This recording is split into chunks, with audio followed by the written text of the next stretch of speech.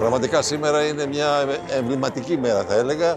Το Ολυμπιακό Κοπηλατοδρόμιο της χώρας έχει ξανά ανάσα, πνοή.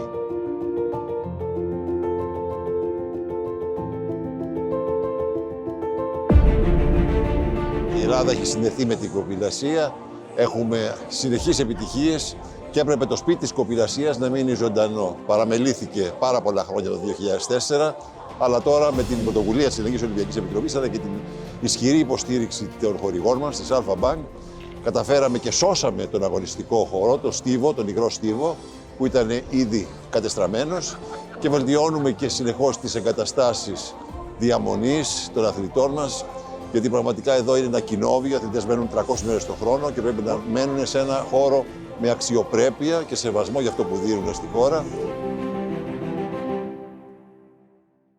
Το Ολυμπιακό Κοπηλατοδρόμιο, ένα εθνικό κοπηλατοδρόμιο που κόστισε 88 εκατομμύρια στον ελληνικό λαό το 2004, είναι πάλι ζωντανό.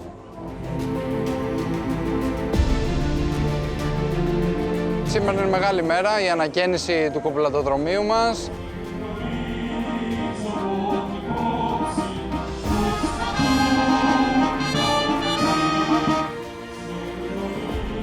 Το δεύτερο μας σπίτι, περνάμε πάρα πολύ καιρό εδώ μέσα και χαιρόμαστε που μετά από 22 χρόνια η πρωτοβουλία της Ελληνικής Ολυμπιακής Επιτροπής με τη στήριξη της Alpha Bank ξαναέκαναν το κοπηλατοδρόμιο σαν καινούργιο.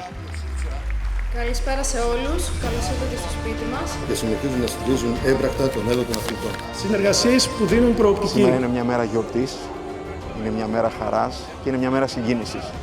Διότι μετά από πολύ μεγάλη προσπάθεια την οποία κατέβαλε η Ελληνική Ολυμπιακή Επιτροπή και μπόρεσε να βάλει όλες αυτές τις ομάδες να δουλέψουν μαζί, και με την Ελληνική Κοπηλατική Ομοσπονδία, η οποία έμεινε εδώ σε αυτό το χώρο όλα αυτά τα χρόνια, ήρθαμε και εμείς ως αρρωγοί για να μπορέσουμε να αναστρέψουμε τη φθορά του χρόνου που είχε έρθει σε αυτό το χώρο.